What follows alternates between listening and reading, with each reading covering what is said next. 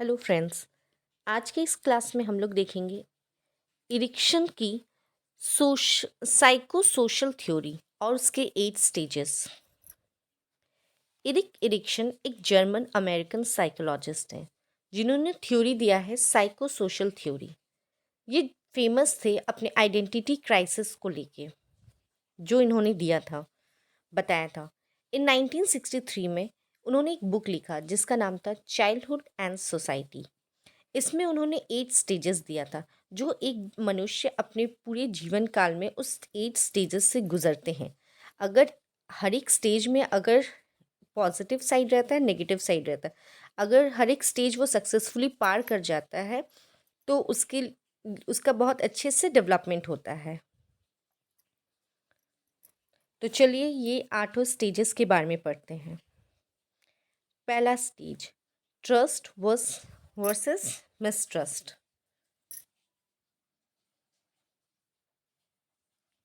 इस स्टेज में उम्र है इसका 0 to 2 years। किसी किसी जगह पे 0 to ½ years होता है। तो इस स्टेज में, यहाँ पे जनरली इन्फेंसी का बात हो रहा है। इस स्टेज में अगर बच्चे को अच्छी तरीके से केयर होता है, उसको लव दिया जाता है, अफेक्शन होता है, तो वो एक ट्रस्ट जीत लेता है कि हाँ, जो मेरा मम्मी है तो वो मुझे ध्यान दे रही है। वो एक ट्रस्ट होता है। जैसे कि अगर हम किसी बच्चे को उछालते हैं, वो एकदम डर से ऊपर जाता है, फिर एक ट्रस्ट के साथ नीचे आता है हंसते हुए कि हाँ, वो मुझे पकड़ लेगी। तो इसी स्टेज में बच्चे में ट्रस्ट की भावना डेवलप हो जाती है।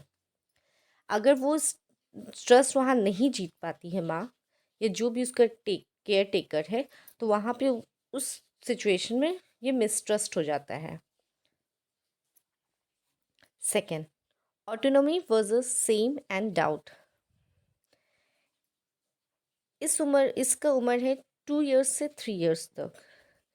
इसमें जनरली टॉयलेट ट्रेनिंग की बात कही है उन्होंने कि बच्चा अब इस स्टेज में कुछ खुद से करना चाहता है तो उसे पेरेंट्स को थोड़ा छूट देना चाहिए ताकि वो कुछ खुद से अपना कुछ ना कुछ कर सके। इस स्टेज में जनरली एरिक्सन ने टॉयलेट ट्रेनिंग के बारे में बताया कि बच्चे को टॉयलेट ट्रेनिंग दिया जाना चाहिए।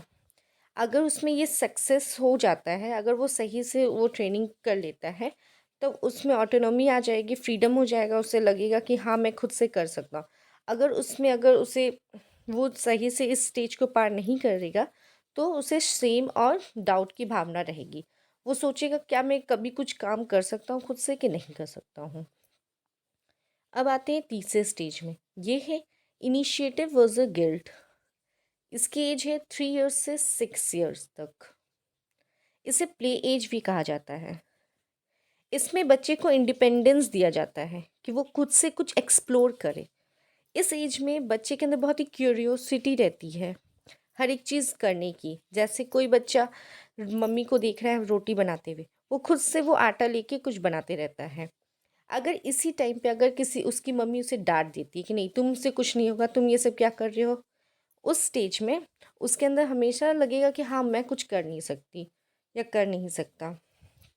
अगर उसको छोड़ दिया जाए, हाँ देखो इस तरीके से, वाह तुम कितने अच्छे, अगर उसकी तारीफ़ किया जाए, उसे अप्रिशिएट किया जाए, तो वो अगले स्टेज के लिए काफ़ी आगे आ सकता है।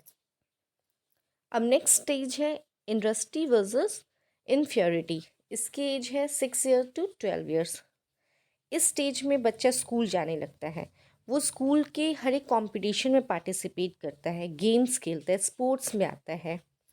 ये बेसिकली कॉम्पिटेंसी वाला एज होता है जहाँ पे वो खुद से सब चीज़ में भाग लेता है कि देखता, अपनी खुद की क्षमता को परखता है कि मैं क्या कर सकता हूँ क्या नहीं। अगर इस स्टेज में अगर वो किसी चीज़ को ना कर पाए, अगर उसमें उसको हीन भावना से देखा जाए या डांट दिया जाए, उस स्टेज में उसके अंदर इन्फ्योरिटी की भावना आ जाएगी।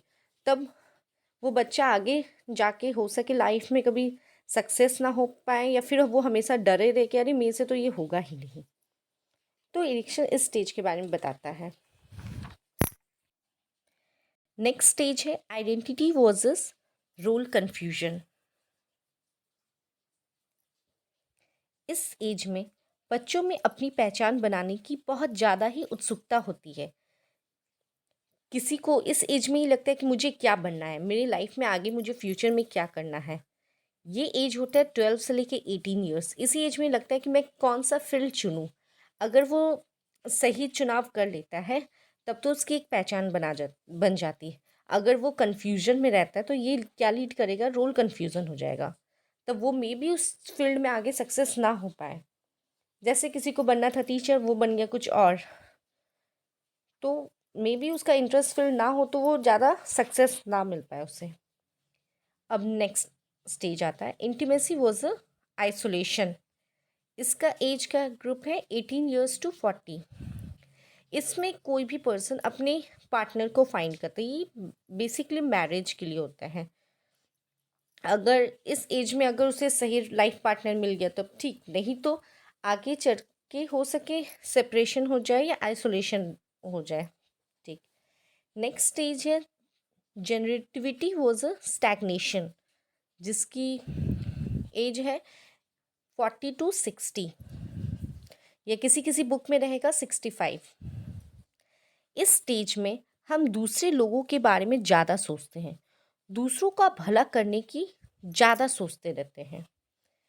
इस एज में हम लोग सोसाइटी के बारे में सोचते हैं, अपने फ्यूचर के बारे में सोचते हैं कि हाँ और हम और अच्छा कैसे कर सकें। अगर किसी को लगे नहीं अब तो मैंने इतना ही अभी तक कुछ किया नहीं, इस एज में तो मैं आगे क्या करूँगा, तो वहाँ पे स्टैग्नेशन हो जाता है। अब नेक्स्ट स्टेज है ईगो इंटीग्रिटी वर्स अ डिस्पेयर। ये एज होता है अबव 60 या 65। इस एज में सेंस ऑफ फुलफिलमेंट आता है। जैसे इस एज में इंसान अपने पास्ट के बारे में सोचता है, अपने अचीवमेंट के बारे में सोचता है कि उसने क्या क्या सफलताएं पाई है या क्या क्या उसकी असफलताएं हुई हैं। अगर उनकी सफलताएं सक्सेस ज़्यादा है तो उसे सेंस ऑफ फुलफिलमेंट महसूस होगा कि हाँ मैंने कुछ किया है अपनी लाइफ में। अगर उसकी असफलताएं ज़्यादा होगी तो वो सोचेगा कि अरे मैंने तो अपनी लाइफ में कुछ किया नहीं, मेरा तो जीवन व्यर्थ है। तो इरिक्शन ने इसी सारे स्टेजेस में बताएं कि एक इंसान अपने लाइफ में किस किस स्टेजेस में क्या क्या डील करता है, किस किस कन्फ्यूजन से वो सक्सेस पाता है।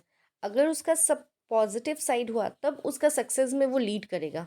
पर अगर किसी भी एज में अगर उसका कन्फ्यूज़न रह गया या आइडेंटिटी क्राइसिस रह गया तो उस एज से उसको निकलने में फ्यूचर में प्रॉब्लम होती है।